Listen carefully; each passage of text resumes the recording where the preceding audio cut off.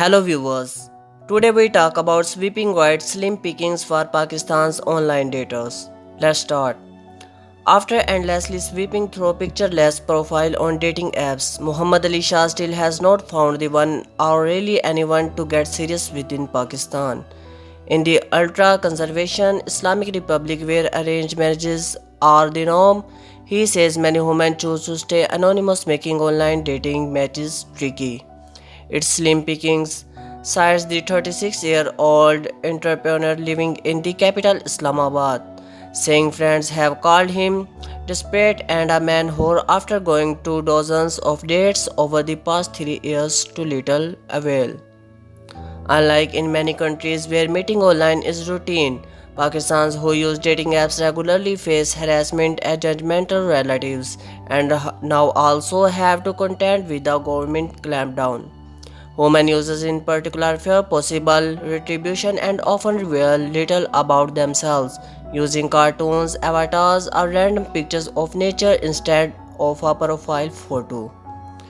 Girls are not comfortable, so they don't really put their pictures or their real names, so it's guessing game, explains Shah. The self-described conversationalist relies instead on humorous icebreakers with new matches to kickstart chats and only asks for a picture if the potential date is comfortable and possible up for meeting. Most of the time I am just left sweeping because there are not any picture. There's no real information, the names are not there at Shah. I don't blame women for being so careful, I actually think it's very smart. Security audit is just the first hurdle in the self-proclaimed land of the pure, where sexual relations outside marriage and homosexuality are punishable with prison sentence. Dating culture is unfamiliar. People don't really understand the concept of dating in Pakistan, explains Shah, who started to use the app after his divorce. You meet them once or twice and then they will be like, we are looking for something serious. A 27-year-old woman from Islamabad who was brave enough to post jail photos and her name told AFP it was kind of taboo to be on Tinder. I was getting phone calls from friends saying, I cannot believe you are on Tinder. She said, asking not to be named, adding that she connected with both women and men. But she eventually deleted the app once business clients starting try to interact with her on it. She says some of her friends who were willing to take the risk have found varying levels of success but only after going on carefully planned dates. What we do when a friend of ours is going on a Tinder date, we normally just hang out at the same place, she adds. We make it sort of safe. If finding love online was already difficult, authorities last month banned Tinder, Grindr, and other popular apps for failing to moderate their content. The move dealt a fresh blow to what is already a niche sense in the country of 220 million people, where most online data users come from the middle and upper classes in Pakistan urban areas.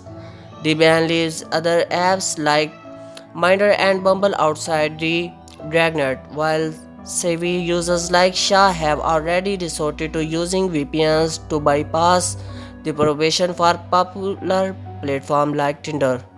The biggest impact is the convenience and constancy. The major stakeholders like Tinder and Grindr provide Pakistan, says Zulfikar Suhail Manan, a 22-year-old musician and educator living in Lahore, who identifies as being part of the LGBTQ community.